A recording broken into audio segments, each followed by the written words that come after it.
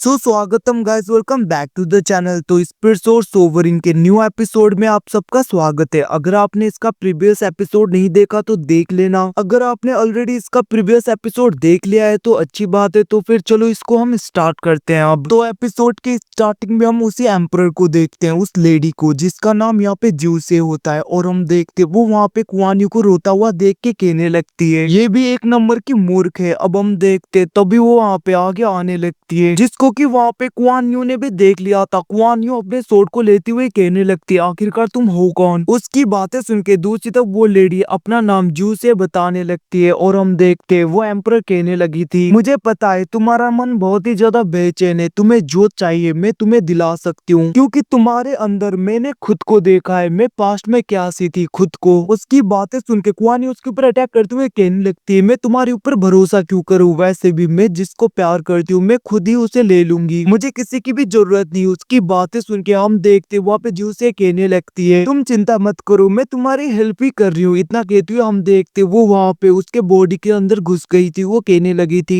मैं तुम्हारे बॉडी को कुछ टाइम के लिए बोरो कर रही हूँ, मतलब कि कुछ टाइम के लिए तुम्हारी बॉडी पे अब मेरा ही कंट्रोल होगा। अब हम देखते हैं उसी वक्त वहाँ पे सिंग्यू आ गया था। वो कहने लगता है आखिरकार तुम यहाँ पे क्या कर रही हो। दूसरी तरफ हम देखते वहाँ पे जू से जो कि कुआन यू के बॉडी में थी, वो कहने लगते क्या तुम्हें मेरी फिक्र हो रही थी। उसकी बातें सुन के दूसरी तरफ वहाँ पे सिंग्यू कहने लगता है हाँ बस एज अ फ्रेंड। उसकी बातें सुन के कुआन यू मतलब कि वहाँ पे जू से अपने पाव का यूज करते हुए सिंग्यू को अपने कंट्रोल में करने की कोशिश कर रही थी, जिसकी वजह से वहाँ पे ज्यादा नींद आने लगता है। और हम देखते वो नीचे गिरने लगा था, जहाँ पे कुआन यू उसे पकड़ लेती। वो कहने लगती क्या तुम ठीक हो। और हम इस वक्त देखते कुआन यू अभी उस एम्परर के वश में नहीं होती। दूसरी तरफ वहाँ पे सिंग्यू कहने लगता है मुझे नींद लग रहा है। इतना कहते हुए वो उसके गोद में सो गया था। दूसरी तरफ हम वहाँ पे जूसे को देखते जो वहाँ पे सिंग्यू के सी ऑफ कॉन्शियसनेस में आ गई थी। और हम देखते वो वहाँ पे उस सी ऑफ कॉन्शियसनेस को देखते हुए कहने लगती है ये तो यहाँ पे सिंग्यू के जैसा सिमिलर दिखता है, क्या पता मुझे यहाँ पे लॉ ऑफ रीइंकार्नेशन मिल जाए, बस तुम वेट करो, इस पूरे सी ऑफ कॉन्शियसनेस में मैं अपना कंट्रोल करूंगी। इतना कहते हुए अपने एनर्जी को वहाँ पे रिलीज कर रही थी। अब हमें डायरेक्टली दिन का सीन दिखाया जाता है, जहाँ पे कुआन यू सो रही थी, उसके ऊपर कंबल था। तभी वहाँ पे सिंग्यू आते हुए कहने लगता है कल रात को तुम सडनली सो गई थी तो मुझे लगा तुम्हें ठंड लगेगी, इसलिए मैंने तुम्हारे ऊपर एक कपड़ा लगा दिया था। और वैसे तुम ठीक हो ना, पता नहीं तुम्हें देख के ऐसा लग रहा था कि तुम बहुत ही ज्यादा बीमार हो। अब हम देखते वहाँ पे सिंग्यू ये सब कुछ बातें कर ही रहा था, तभी वहाँ पे कुआन यू उसके गाल में चुप्पा यानी कि किस कर देती है। उसी वक्त हम देखते वहाँ पे वो लेडी और उसका हस्बैंड भी आ गए थे। वो कहने लगते ओ देखो अकेले में यहाँ पे क्या क्या हो रहा है। उनकी बातें सुन के दूसरी तरफ कुआन यू कहने लगते कुछ नहीं है। अब हम देखते वो लेडी कहने लगती है वैसे हम अभी यहाँ पे मार्केट में जा रहे हैं, क्या तुम लोग भी चलोगे। और हम देखते उनकी बातें सुन के दूसरी तरफ वो दोनों भी उनके साथ में चले गए थे, जिसके बाद में सिंग्यू और वो लेडी अलग हो जाते। मतलब कि वहाँ पे वो लेडी और उसके हस्बैंड कुछ सामान खरीदने के लिए दूसरी जगह पे जा रहे थे। हम देखते वो लेडी कहने लगती मेरे थर्ड मूव को याद रखना, मौके का फायदा उठाओ। उस लेडी की बातें सुन के दूसरी तरफ वहाँ पे सिंग्यू अपना मुंह बना रहा था। हम देखते कुआन यू और सिंग्यू आगे बढ़ने लगता है, जहाँ पे सिंग्यू एक वुड वाले स्टैचू को पकड़ते हुए कहने लगता है देखो तुम इसके जैसी दिखती हो। अब वहाँ पे कुआन यू को गुस्सा आ गया था और हम देखते हैं वो अपने सोर्ड का यूज करते हुए एक वुड को सिंग्यू में पूरी तरीके से कन्वर्ट कर देती है। अब वहाँ पे उसको देखते हुए सिंग्यू कहने लगता है ये तो मैं हूँ नहीं। तो मैं बता दूं यहाँ पे कुआन यू ने सिंग्यू के पुराने वाले रूप को पूरी तरीके से बनाया होता है, जिसकी वजह से वहाँ पे सिंग्यू कहने लगा था आखिरकार तुमने यहाँ पे किसका स्टैचू बना दिया, ये तो मेरी तरह दिखता नहीं। दूसरी तरफ सिंग्यू वहाँ पे एक खिलौने को पकड़ता है और वो कहने लगता है ये तुम्हारे लिए, क्योंकि तुम्हारी हरकतें बच्चों जैसी है। सिंग्यू की बातें सुन के दूसरी तरफ कुआन यू कहने लगती है जब मैं छोटी थी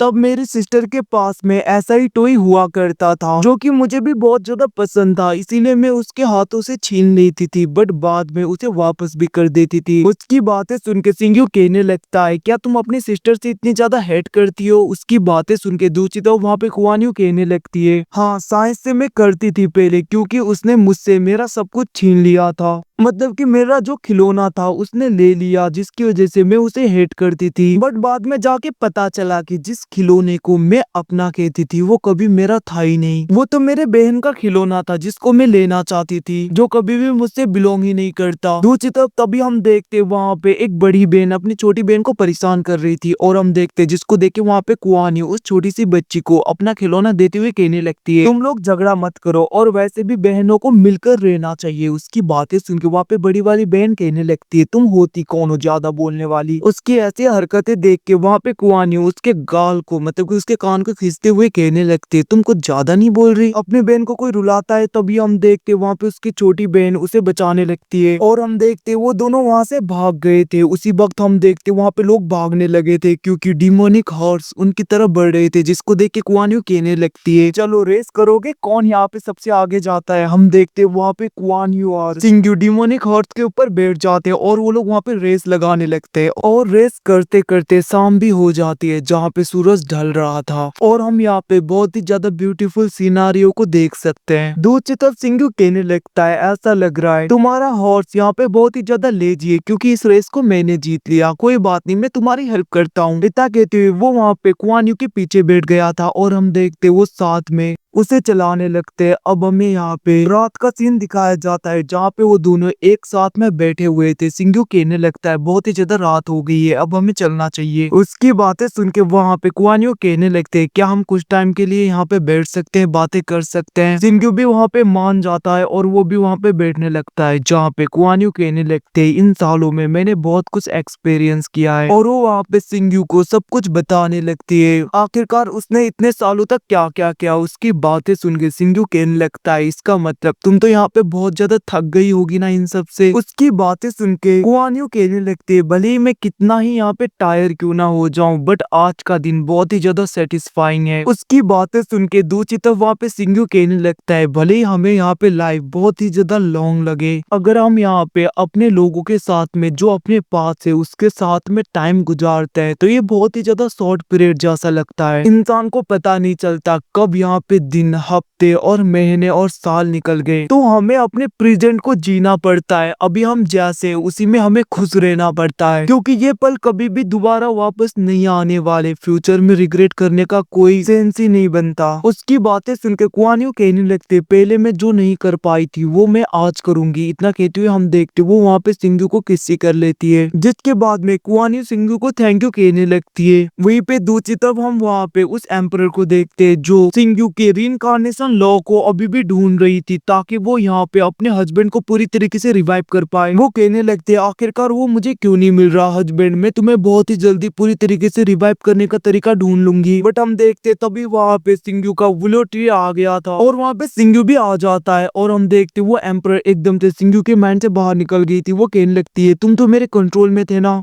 तो आखिरकार तुम बाहर कैसे आए। सिंग्यू कहने लगता है, तुम्हें क्या लगता है उस इल्यूजन से मुझे कुछ होगा। इतना कहते हुए हम देखते उसने अपने विलो ट्री से उसे पकड़ लिया और हम देखते सिंग्यू कहने लगता है, ये सब कुछ तुम क्यों कर रही हो। अब हम देखते वहाँ पे वो एम्परर कहने लगते, जिंदा होकर भी क्या फायदा, जब मैं जिससे प्यार करती हूँ वो मेरे पास में है ही नहीं। 300 सालों से मैं यहाँ पे उसे रीबर्थ करने का तरीका ढूंढ रही हूँ, अभी तक मुझे नहीं मिला, मैं उन्हें जिंदा कर पाऊँ। उसकी बातें सुन के कुआनियो वहाँ पे कहने लगती है, अपने लोगों को खोना बहुत ही ज्यादा पेनफुल होता है। सिंग्यू कहने लगता है दूसरी तरफ से, मेरे पास में कोई तरीका नहीं जिसकी वजह से डायरेक्टली हम मरे हुए को जिंदा कर पाए, बट मैं यहाँ पे तुम्हारे हस्बैंड को रीइंकार्नेशन के लिए भेज सकता हूँ, मैं ट्राई कर सकता हूँ। इतना कहते हुए हम देखते वो अपने पाव का यूज करते हुए उसके हस्बैंड के सोल को बाहर निकालता है और हम देखते सिंग्यू उसे रीइंकार्नेशन के लिए भेज देता है। अब हमें कुछ टाइम बाद का सीन दिखाया जाता है जहाँ पे उस एम्पर ने सिंग्यू को 9 कलर पर्ल दिया होता है। सिंग्यू कहने लगता है, इसको एब्जॉर्ब करने के बाद में मेरा सोल पूरी तरीके से रिपेयर हो जाएगा। और हम देखते वहाँ पे सिंग्यू और कुआनियो आगे की तरफ जाने लगते हैं। सिंग्यू कहने लगता है, अब मुझे तुम्हारी हेल्प चाहिए होगी डीमन के साथ में फाइट करने के लिए। और इसी के साथ में एपिसोड खत्म होता है। Thanks for watching, bye, see you again.